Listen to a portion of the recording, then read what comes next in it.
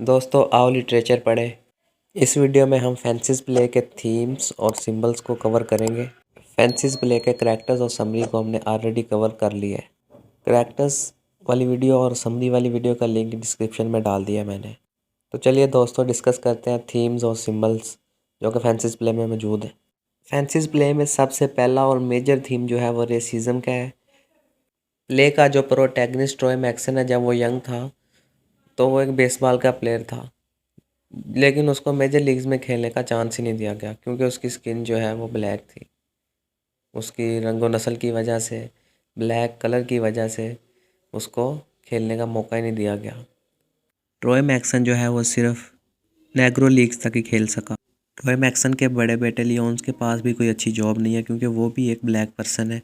Racism का theme यहाँ से भी क्लियर हो जाता है। जब ट्रॉय मैक्सन जॉब लेने जाता है ना, जॉब ढूंढता है, तो उसको गार्बेज कलेक्टर की जॉब मिलती है।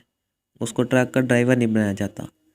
जो वाइट पीपल होते हैं उनको ट्रक का ड्राइवर रखा जाता है और जो ब्लैक पीपल होते हैं उनको गार्बेज कलेक्टर यानी कि कूड़ा उठाने वाले। फैंसिस प्ले में जो दूसरा थीम है वो मैनहुड एंड फादर का है। ट्रॉय मैक्सन जो है वो अपनी फैमिली का हेड है।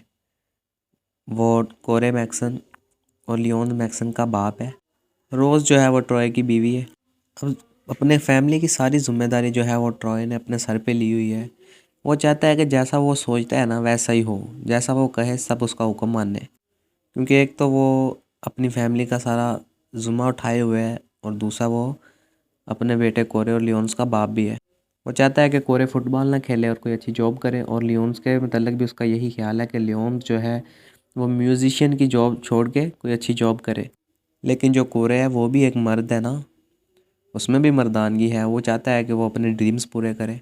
इस वजह से वो अपने बाप ट्रॉय मैक्सन के अगेंस्ट भी जाता है और घर भी छोड़ देता है अपना। वो एक फ़ुटबॉल प्लेयर तो नहीं बन पाता, लेकिन प्ले के एंड पे वो एक कामयाब इंसान बन जाता है, एक मरीन ऑफिसर बन जाता है। तीसरा थीम इस प्ले में हिपोक्रेसी एंड बिट्रेयल का है। ट्रॉय मैक्सन जो कि प्ले का प्रोटैगनिस्ट है, उसके करैक्टर में हाइपोक्रेसी पाई जाती है क्योंकि वो अपनी बीवी रोज़ को चीट करता है और एक लड़की अल्बर्टा के साथ रिलेशनशिप बनाता है और उसकी एक इलेजिटिमेट डॉटर भी हो जाती है। यानी कि जो ट्रॉय है वो अपनी बीवी रोज़ को चीट करता है, उसे धोखा देता है, बीट्रे करता है उसे। प्ले का जो चौथा थीम है वो ड्यूटी एंड प्रैक्टिकलिटी का है। हम देखते हैं कि ट्रॉय मैक्सन जो है वो एक बहुत रिस्पॉन्सिबल मैन है। वो अपनी जो ड्यूटी है वो बहुत अच्छी तरह से अंजाम देता है। वो अपनी पूरी फैमिली को पाल रहा है और काफ़ी हद तक एक प्रैक्टिकल पर्सन भी है। इसके अलावा जो प्रैक्टिकलिटी है वो रोज़ के करैक्टर में भी पाई जाती है क्योंकि वो भी अपना काम चर्च में बड़े अच्छे तरीके से करती है।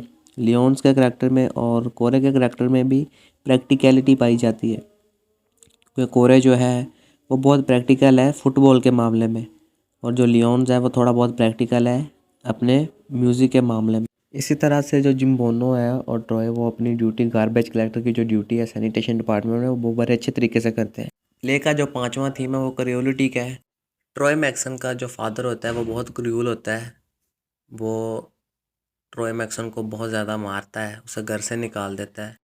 ट्रॉय का एक लड़की के साथ रिलेशनशिप होता है तब भी जब वो यंग होता है, तो उसकी वजह से भी उसका बाप जो है ट्रॉय का उसको बहुत ज़्यादा, वो कहता है अपने ड्रीम छोड़ो, तुम लोग मेरे हिसाब से चलो।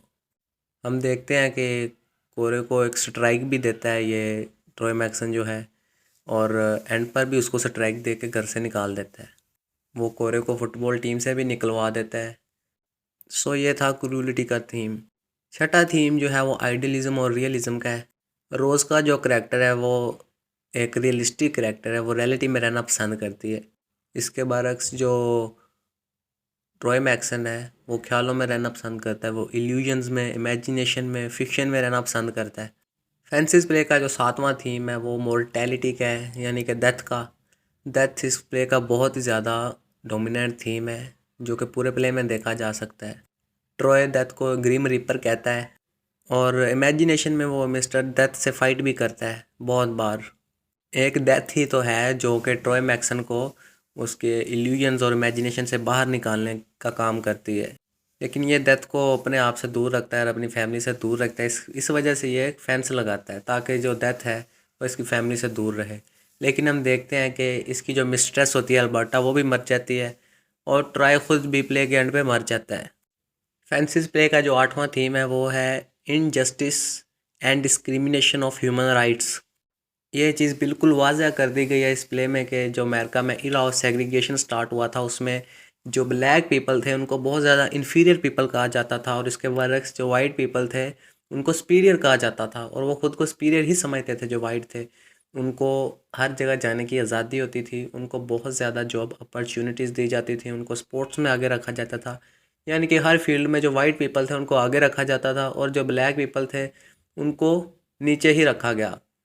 और उनको ना अच्छी जॉब्स दी जाती थी जो ब्लैक लोग थे, और ना ही उनको स्पोर्ट्स में अपॉर्चुनिटीज़ दी जाती थी। तो हम देखते हैं कि जो ब्लैक पीपल थे उनके साथ बहुत ज़्यादा नाइंसाफ़ी हो रही थी, और जो वाइट पीपल थे वो तो मौजों में थे ना।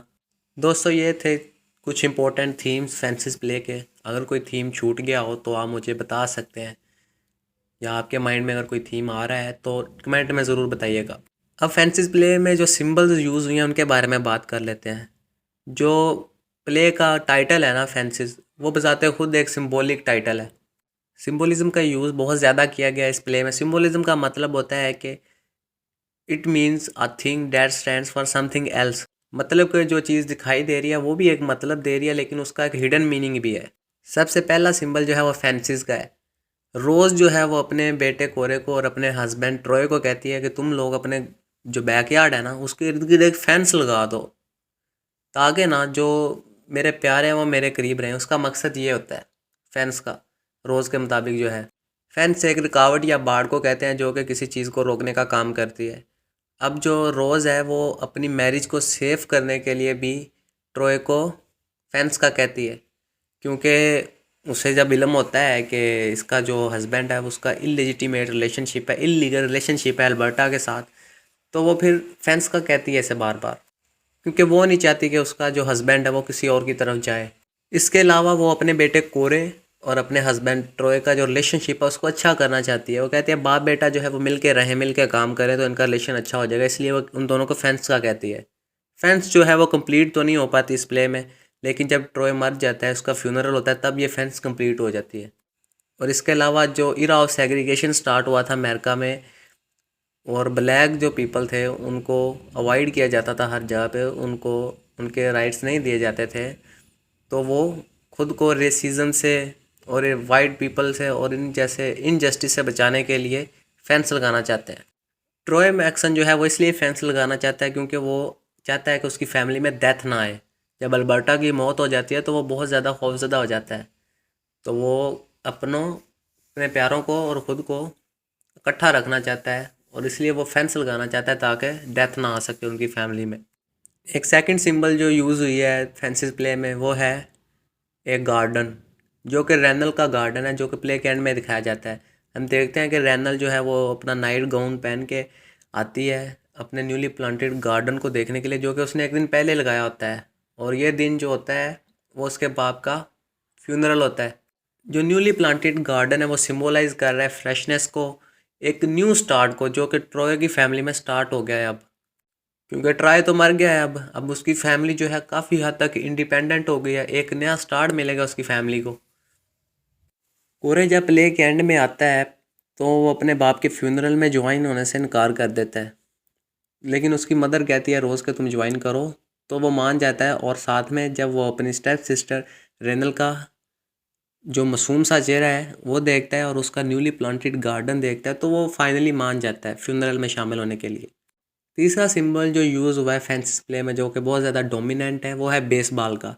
बेसबॉल जो है वो इनजस्टिस को और फ्रीडम को दोनों को रिप्रेजेंट करता है। इनजस्टिस इस तरह से कि जब ट्रॉय मैक्सन जो है वो बेसबॉल का प्लेयर बनना चाहता था, मेजर लीग में खेलना चाहता था, तब उसे मौका नहीं दिया गया क्योंकि वो एक ब्लैक पर्सन था, इस वजह से।